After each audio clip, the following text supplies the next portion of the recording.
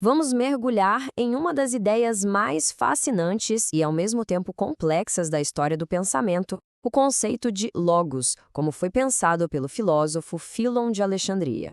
Ele basicamente se propôs a resolver um dos maiores quebra-cabeças intelectuais do seu tempo. Pensa só, essa era a questão para o pessoal da elite intelectual do mundo helenístico. De um lado, você tinha a verdade revelada nas escrituras judaicas, toda uma tradição de fé. Do outro, a filosofia grega, um sistema gigantesco construído sobre a razão universal. Pareciam dois mundos que operavam em lógicas completamente diferentes. Como é que se poderia construir uma ponte entre eles? E é exatamente aqui que entra em cena a figura de Fílon. Vivendo na cosmopolita Alexandria, que era um verdadeiro caldeirão cultural, ele assumiu para si a tarefa monumental de provar que a fé judaica e a razão filosófica não só eram compatíveis, mas que a filosofia podia, na verdade, iluminar o sentido mais profundo da fé. Ok, então vamos entender isso. A solução que o Philon propôs para esse conflito todo se baseia inteiramente numa concepção super sofisticada do logos. Mas o que exatamente esse termo significava no sistema dele?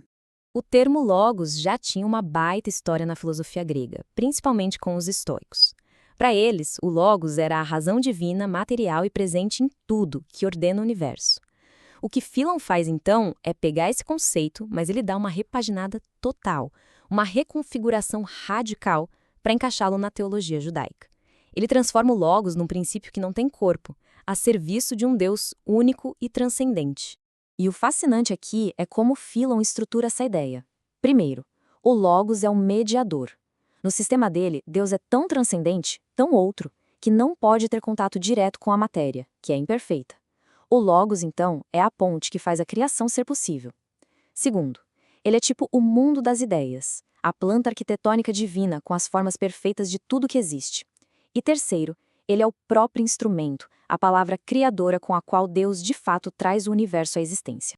Para a gente entender de verdade a originalidade do Philon, é super importante a gente sacar o que o logos dele não era. Ele não estava simplesmente fazendo um copia e cola de ideias que já existiam por aí. Olha, essa distinção pode até parecer um detalhe técnico, mas teologicamente falando, ela é crucial. Para os estoicos, o logos é a própria divindade ali presente na matéria. Para Philon, nossa, isso seria uma blasfêmia. Violaria a santidade, a transcendência absoluta de Deus. O Deus de Philon está radicalmente separado da sua criação. Já o logos, mesmo sendo divino, é uma entidade distinta, quase um segundo Deus, para garantir a pureza do Criador e, ao mesmo tempo, permitir que ele haja no mundo. Então, a grande sacada aqui é o seguinte: Philon não estava tentando helenizar o judaísmo. Na cabeça dele, o que ele estava fazendo era judaizar a filosofia. Ele acreditava que os grandes filósofos gregos, como Platão, tinham tido só alguns vislumbres da verdade que Moisés recebeu por completo. A filosofia grega, então, virava um vocabulário perfeito para explicar as profundezas da Torá para uma galera mais culta. Bom, agora a gente chega no coração da nossa análise. Como é que essa construção filosófica toda do Philon se compara com o famoso Logos que a gente encontra no início do Evangelho de João? É justamente aqui que a semelhança de nomes esconde uma diferença conceitual assim intransponível. Esse quadro aqui deixa claríssimo o abismo que existe entre as duas ideias. O logos de Philon é uma função, um princípio que ordena, uma ideia abstrata, sem corpo. É um objeto de contemplação filosófica. Por outro lado, o logos de João é, sem sombra de dúvida, uma pessoa divina. Ele não é um conceito para ser entendido, mas alguém para ser encontrado. A distinção fundamental é essa: o logos de Philon é um o, enquanto o logos de João é um quem. E essa ideia, que vem direto do sistema de pensamento do Philon, escancara por que a encarnação era simplesmente impossível na lógica dele.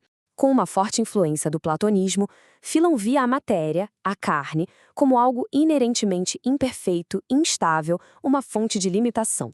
Para ele, a ideia de que o Logos, a imagem perfeita e imutável de Deus, pudesse se unir a essa materialidade falha seria um absurdo, uma contradição total.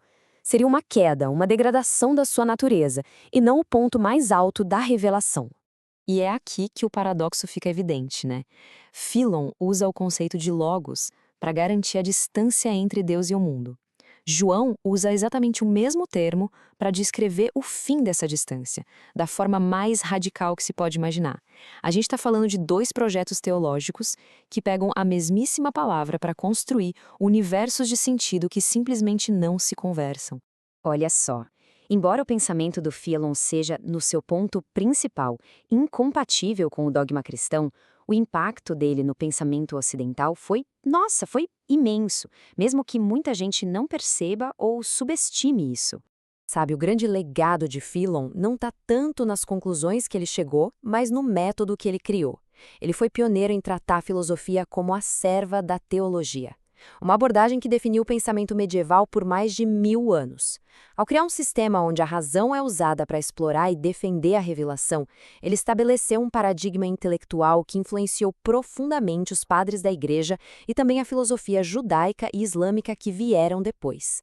E é por isso que a jornada intelectual do Philon ecoa até os dias de hoje. A tentativa dele de harmonizar a verdade da revelação com a investigação racional não foi só um caso isolado lá na história das ideias. Essa tensão que ele tentou resolver, essa busca sem fim por uma ponte entre os mundos da fé e da razão, continua sendo uma das questões centrais que moldam o nosso próprio tempo.